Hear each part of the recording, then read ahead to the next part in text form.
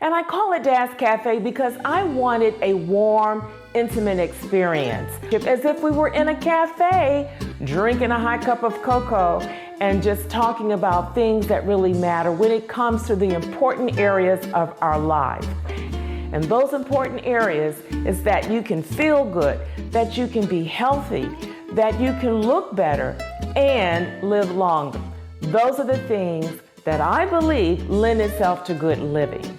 Now, the majority of the shows will be cooking programs, and I will share with you how to make those foods that we all love just a little bit healthier.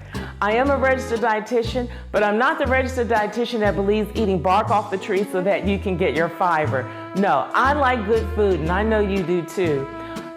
Check out my resources. I have a number of them to help you in the area of being healthy and healthy eating. Well, I look forward to seeing you, and I hope you will subscribe.